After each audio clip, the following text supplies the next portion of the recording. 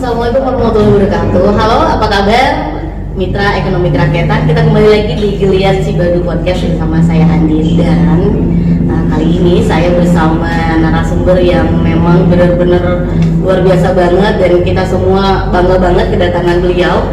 Beliau adalah Sekretaris Kementerian Koperasi dan UKM Bapak Insinyur Arif Rahman Hakim. Wilujeng siang Pak, Wilujeng Sumbing, selamat datang di Kabupaten Kuningan. Selamat siang. Selamat siang.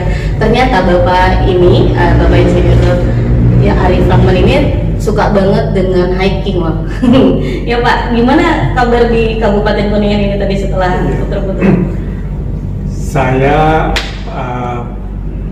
mendorong ya pada masyarakat di Kuningan ini untuk bersyukur karena dikaruniai alam yang sangat indah.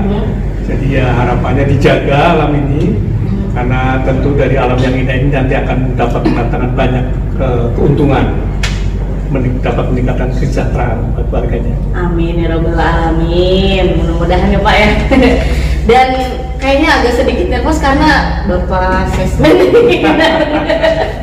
Tapi Iya. setelah tadi kan di Kuningan kebetulan pas hari Minggu ya Pak, pas edisi ini pas lagi hari raya Natal juga kebetulan sepi. Berarti tadi ketemu sama Delman dan sebagainya dong Pak. Ya ini saya untuk pendengar ya. Mitra-mitra dari Cibadu Podcast, saya menyampaikan selamat Hari Natal 2022 dan selamat Tahun Baru 2023. Semoga kita semuanya diberikan kebahagiaan, kedamaian, dan juga diberikan keberkahan. Amin ya rabbal alamin. Dan semoga katanya yang diprediksikan nanti Indonesia mengalami reses, mudah-mudahan bisa maju ya Pak ya. Ya, kan sudah beberapa kali ya, sudah sering lah kita mendengarkan analisa-analisa Indonesia akan terdampak resesi. Iya, ya. Tapi alhamdulillah kita itu negara yang sangat liat ya, yang kaya dengan berbagai sumber daya alam, dan kita ini sebenarnya kan negara yang bisa mandiri. Jadi dalam kondisi krisis kita bisa menyesuaikan dengan memanfaatkan potensi-potensi yang ada di masing-masing daerah gitu ya. Sebagai contoh misalkan lah paling gampang, kita biasa makan nasi, nggak ada nasi ya ada kentang, ada ubi, banyak. Jadi kita itu relatif ada semua di Indonesia itu. Sehingga saya tidak terlalu khawatir, apalagi dengan UKM kita yang makin baik ya. UKM yang sudah bisa memproduksi berbagai macam. Di contohnya ada di Kuningan ya. Ini ini kan sumber protein dan sumber karbohidrat ya. Banyak sekali macamnya. Ada ini juga sumber karbohidrat ya. Ada sumber vitamin C. Banyak di kita ini, apalagi di Kuningan ya, kulinernya memang asli ya. Mulai dari protein itu ikan ada ya, ayam ada, susu murni ada di sini. Namanya desa Didatung menjadi desa kuliner tradisional, namanya Desa Luragumpak. Oh, Desa Luragumpak. saya belum ke sana ya. Belum ke sana. Wah, kayaknya Bapak harus ke sana Pak, karena ada 26 jenis kuliner tradisional yang ada di Luragumpak. Kayak nasi kasreng tuh Pak, dulu mantan Presiden RI Bapak Soekarno. SBY. Oh, Pak SBY. Itu pernah menikmati nasi kasreng di Luragumpak. Itu apa tuh bahannya? Lauk pauknya apa? Nasi kecil gitu Pak, Ya, kecil-kecil. seperti nasi kucing ya. Iya, nasi kucing, cuman yang ya di ciri khasnya itu ada teri kecil tuh Pak. Oke. Kayaknya perlu dicoba sama sambelnya nih. Yang paling Langsung ngiler aja. kayaknya nanti Pak Kadis ada PR ke sana nih. Nah, tadi yang Bapak sebutkan adalah menjadi mandiri ya Pak, termasuk di Kuningan juga salah satunya desa ya Pak. Berarti apakah ini berhubungan desa sebagai salah satu potensi mandiri untuk bangsa, kemajuan bangsa? Iya, karena desa ini kan unit yang paling kecil ya.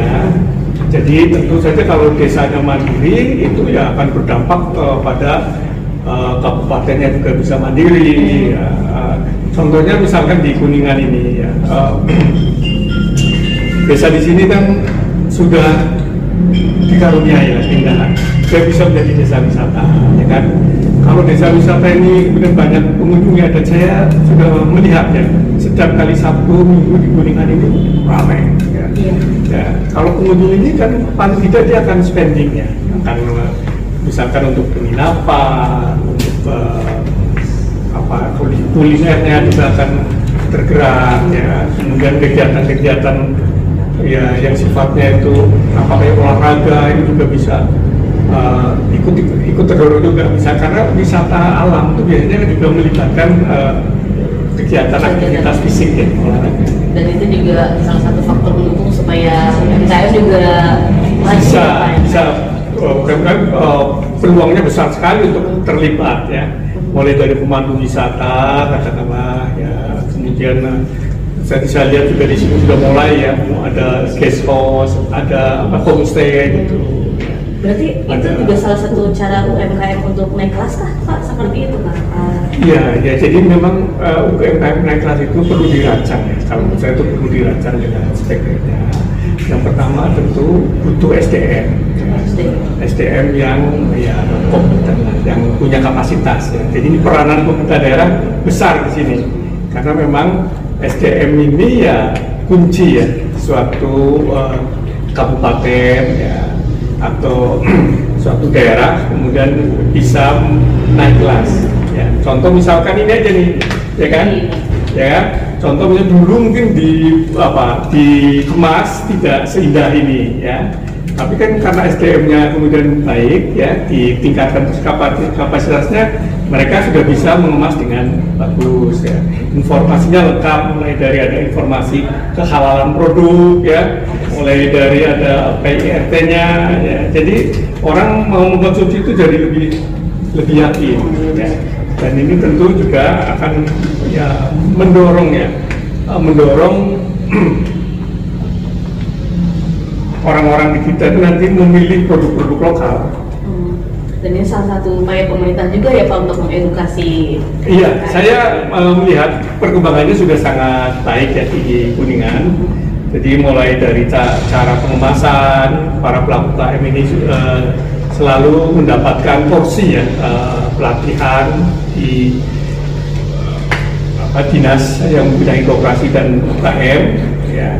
Kemudian juga akses ke pembiayaan ya. Karena kan ini orang kalau mau naik kelas itu butuh modal ya kan, nggak mungkin naik kelas modalnya tidak nambah ya. Jadi akses ke pembiayaan juga di sini sudah ada, mulai dari BPR ya, mulai dari bank-bank pemerintah dilibatkan oleh dinas, diundang untuk memberikan informasi-informasi produk-produk perbankan yang produk layanan pembiayaan yang dibutuhkan, dan juga akses ke pemasaran. Jadi tentu kalau kita mau naik kelas kan pemasarannya yang dulu di desa ditingkatkan di kecamatan, ya. Yang dulu di kecamatan naik ke kabupaten, kabupaten bisa lintas kabupaten, ya, lintas provinsi. Dan tadi saya mendapat informasi kopi ini yang saya minum, ya, yang informasinya ini dari ketinggian 1100 ya di kaki Gunung Cermet, ya, yang rasanya memang gimana rasanya, manis asam? Wah, ini kalau saya lidah itu goyang ya, karena memang rasanya macam-macam gitu. Ini juga infonya sudah diekspor. Iya, memang di Kuningan ada kopi itu, di Kuningan memiliki rasa yang berbeda dan sudah sampai ekspor, ada. Iya. Ekspor sampai. Ini kan tentu tidak ujuk-ujuk ya, artinya peranan dinas pasti ada di sini ya. Jadi tidak mungkin lah kemudian tanpa pembinaan bisa membuat satu kualitas produk yang bagus ya. Kemudian dari sisi kebersihan ya, itu juga pasti ada pembinaan dari Dinas Koperasi dan UKM. Saya mengapresiasi apa yang sudah dilakukan oleh Dinas Koperasi dan UKM, khususnya yang terkait dengan peningkatan kapasitas SDM, kemudian yang terkait dengan edukasi untuk akses ke pembiayaan dan juga ke pemasaran. Nah, sebagian besar produk ini juga saya tadi menanyakan pas jalan pagi sudah dipasarkan secara online.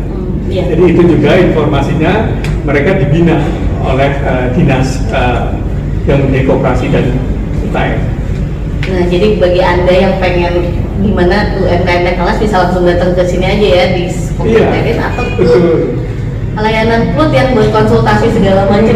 Kan di Kuningan juga ada Pak PLUT ya. Jadi memang harus rajin sebagai seorang entrepreneur, harus rajin mencari informasi peluang-peluang ya, apa yang bisa digunakan untuk meningkatkan meningkatkan bisnis dia ya. Antara lain tadi produk-produk layanan dari Dinas Koperasi dan UKM ya, itu selalu dimonitor ya. Karena kan sudah tersedia secara online ya. Dan podcast ini juga perlu perlu dicermati nih, karena banyak peluang-peluang bisnis yang nanti akan diinformasikan melalui podcast ini. Contoh misalkan belanja pemerintah Kabupaten Kuningan ya kan, ini nanti podcast ini akan diinformasikan, jadi UKM bisa nangkap peluang itu ya. Sebagai informasi, jadi jangan lupa cantingin, jangan lupa like dan subscribe ya. Bapak jangan lupa like juga.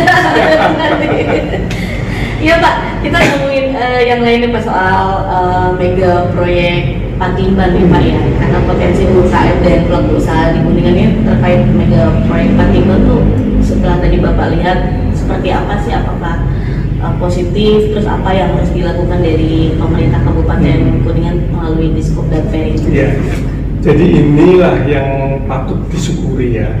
Setiap kali ada kegiatan besar itu akan menjadi penggerak perekonomian ya.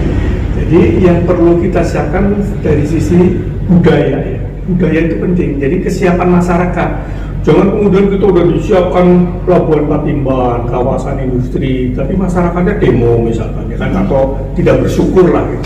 Jadi kita siapkan dulu nih masyarakat yang mau bekerja keras, yang disiplin, kemudian juga mau bersyukur.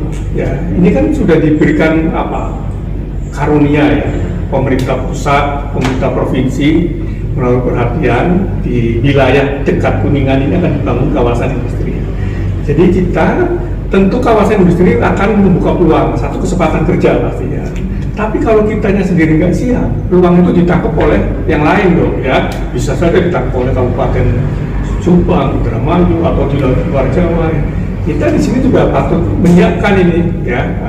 Satu SDM kita di sini harus menikmati ya, dan kita siapkan misalkan industrinya apa, kita harus tangkap dulu nih. Dia kemungkinan akan butuh lulusan STM jurusan listrik misalkan, jurusan otomotif, jurusan komputer, kita siapkan supaya nanti kan jangan ada alasan katakanlah pihak investor tuh di sini nggak ada tenaga kerjanya, saya ambil dari negara saya aja lah, karena di sini nggak ada tenaga kerja, kan bisa menggunakan argumen itu ya. Jadi itu kita perlu siapkan masyarakat industri dengan masyarakat katakanlah pertanian tentu ada perbedaan. Di sini kan yang kalau kita di pertanian barangkali fleksibel, ya santai-santai sedikit. Di industri kan udah beda. Berangkat jam 6 harus jam 6, ya kan? Jadi harus tepat, jadi disiplin ya. Semangat ya harus bersemangat, karena harus berinovasi terus. Berarti apakah ini juga salah satu faktor yang harus dipersiapkan juga oleh para pelaku UMKM ya Pak ya? Iya, jadi itu tadi ya, dari sisi bagaimana kita menangkap peluang itu, masyarakatnya disiapkan ya, dari sisi budaya. Kemudian kalau UMKM apa peluangnya misalkan gitu ya, ini tentu bagi UMKM banyak sekali peluang ya, karena industri lebih besar, nggak mungkin bisa berdiri sendiri tanpa didukung oleh industri yang lebih kecil ya. Contoh misalkan mereka pegawainya butuh makan, ya kan? Butuh makan berarti kan butuh UKM nih untuk mensupport ya. Katakanlah nanti butuh perumahan ya, itu juga UKM bisa berperan. Ya. Kalau kita kemudian juga yang namanya penyedia jasa pegawai juga itu bisa dilakukan oleh usaha kecil menengah juga. Berarti jadi banyak yang bisa ditangkap dengan adanya rencana pembangunan proyek Patimban itu ya, Patimban. saya kira UKM perlu kita kasih informasi ya, sehingga mereka dari awal bisa mempersiapkan diri untuk kemudian bisa terlibat ya. Jadi bukan hanya jadi penonton, tapi kira-kira akan menangkap peluang apa di sana ya. Jadi mulai dari bahan baku ya, sebagian mungkin nggak bisa itu sih ikut terlibat di sana. Berarti pintar-pintar menangkap peluang. Benar. Kalau Pak, ini juga untuk informasi untuk mitra ekonomi kerakyatan ini tahun 2022 target yang sudah dicapai oleh Kepala Dinas Koperasi UKM dan Perdagangan dan Perindustrian ini telah terbit sebanyak 1020 sertifikat halal untuk produk UMKM binaannya melalui pendampingan PPH dan program Sehati. Tapi kita tidak mau berbangga diri, harus butuh wejangan ini dari dari Bapak nih kepada para pelaku UMKM nih yang sudah memiliki legalitas dan sudah mendapatkan ini. Kira-kira apa sih Pak pesan untuk para pelaku UMKM? Ya tentu ya, kalau menurut saya, kalau kita sudah tadi berupaya ya mengurus legalitas usaha, katakanlah punya NIB misalnya ya, kemudian juga sudah punya sertifikasi yang dibutuhkan oleh produknya untuk bersaing secara lebih luas lagi. Jadi yang kemudian harus kita persiapkan ya energinya ya, energi si pelaku itu harus siap. Karena apa? Tadi semuanya sudah mengeluarkan biaya ya kan, sudah mengeluarkan biaya baik tenaga ya maupun biaya uang. Ini kalau kemudian setelah itu diam kan sayang ya. Kita harus berupaya bagaimana kita bersaing lebih luas lagi. Yang tadinya ini katakanlah hanya dipasarkan di Kabupaten Kuningan, ya kita harus berupaya dong supaya omsetnya naik.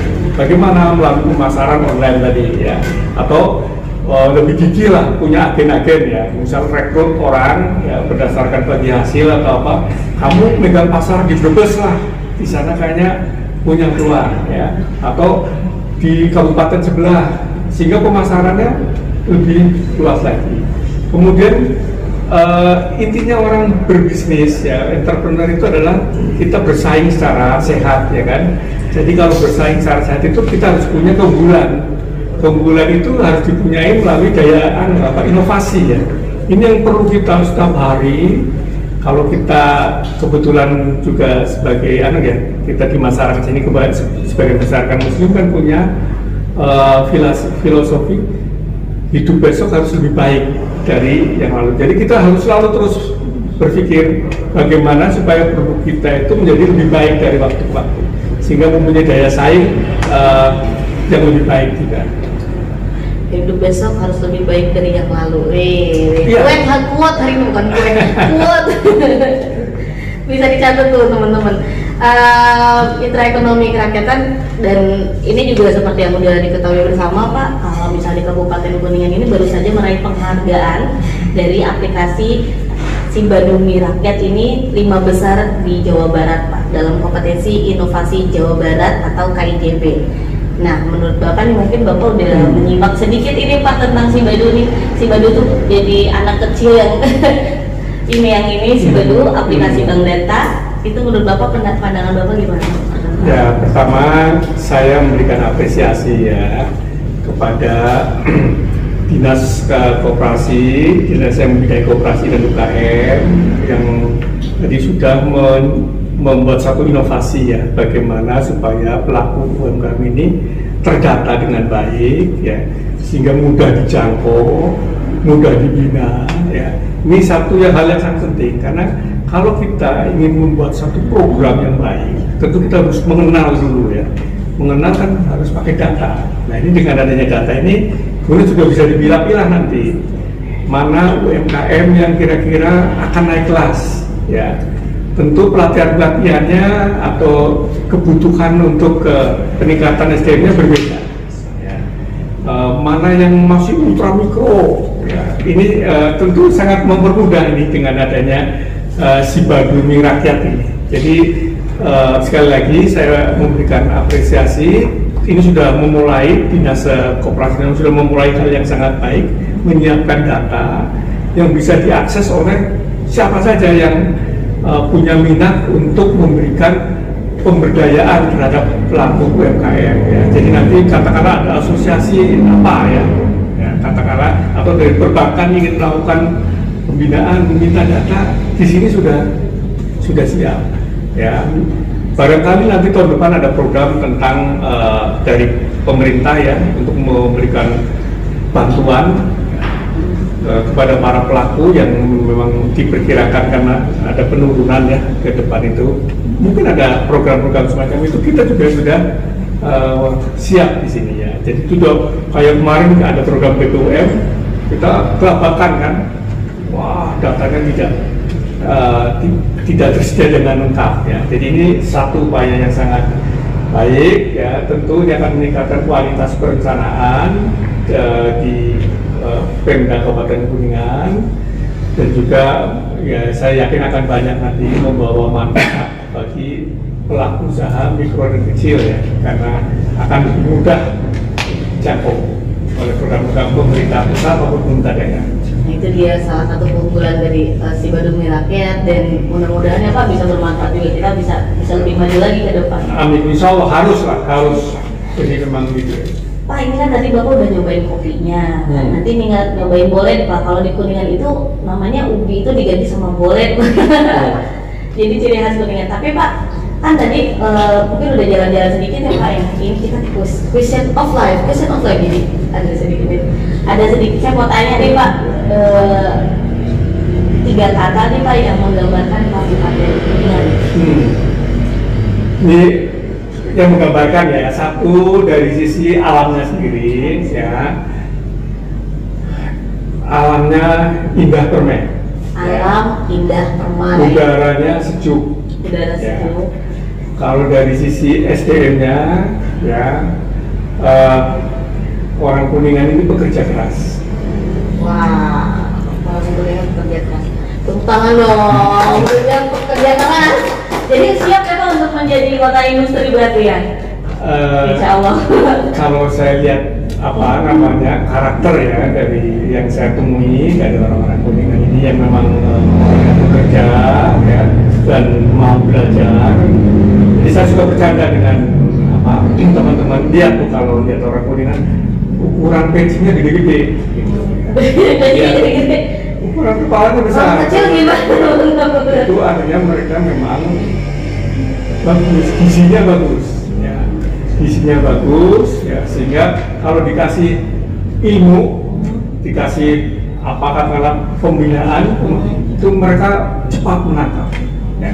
Itu makanya keunggulan orang-orang Kuningan itu saya perhatikan di daerah-daerah manapun bisa bersaing. Oh, Tuhan kalian bisa bersaing, amin, aminin dong. Biar bisa lebih bersaing, karena banyak orang Kuningan yang berhasil juga ya Pak di kota lain. Banyak. Dan tadi kan 3 kata Pak. Nah, 3 tempat favorit ya Pak di Kabupaten Kuningan, menurut Bapak yang paling keren? Ya, saya kebetulan senang daerah yang agak sejuk ya. Jadi ya di kaki-kaki sini yang menurut saya pernah saya datangi itu Palutungan, itu bagus bagi pencinta olahraga hiking ya. Kemudian untuk anak-anak di sini juga banyak kolam-kolam renang yang sehat tanpa kalori ya. Jadi kolam-kolam renang di sini ada yang mau berenang dengan ikan ya. Itu di Kuningan cukup banyak ya. Cibubur salah satunya. Betul ya. Kemudian di sini juga ada kebun raya Kuningan. Oh iya, kebun raya Kuningan itu satu modal dasar ya, tinggal dikembangkan lagi ke depannya, bagaimana mempromosikan, bagaimana mempercantik lagi supaya Kuningan ini bisa seperti di Purwokerto punya Batu Raden, ya, di Bogor punya kebun raya Bogor, gitu. Sehingga akan lebih banyak lagi orang datang. Amin, mudah-mudahan. Keren loh, kebun raya Kuningan terkenal sampai 3 kata di seluruh Indonesia malah nasional. Pak, kalau berkenan nih bisa memberikan testimoni dong Pak untuk terkait inovasi kita nih. Kan ini namanya ngorek ngobrol ekonomi kerakyatan bersama Geliat Sibadu Podcast. Bisa ngajak dong ke masyarakat supaya dengerin channel Sibadu Podcast. Iya, ya. Jadi warga Kuningan yang berbahagia atau masyarakat Indonesia lah ya yang mendengarkan podcast ini, saya mengajak kepada teman-teman pelaku KM lah khususnya untuk sering mengikuti kegiatan-kegiatan podcast dari Dinas Perdagangan, Industri, Koperasi, dan UKM. Di sini banyak sekali informasi, ya, terutama mengenai peluang-peluang usaha dan juga kiat-kiat sukses. Insya Allah teman-teman akan mendapatkan banyak manfaat. Terima kasih Pak. Dan ke pasar beli kita sedikit jangan ada takut kan? Nanti biar cakep ya. Ada pantun nih Pak, boleh bisa dibawa ke Jakarta. Ke pasar beli makanan dengan bermerek.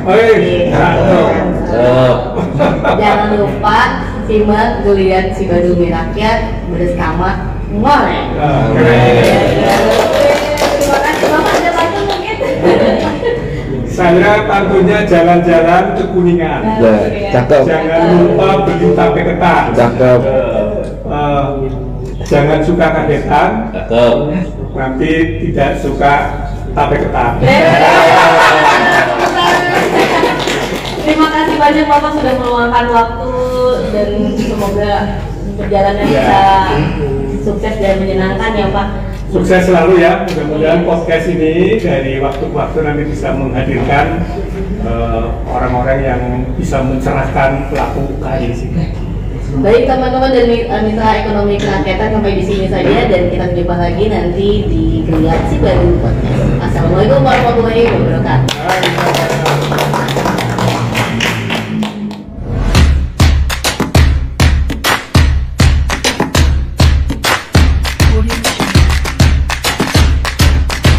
Bintang tamunya adalah Kepala Dinas kita sendiri, Bapak Ukusmana SSMF. Oke, otak jempol sekali. Iya, egonya harus lebih gitu. Saya mau semua.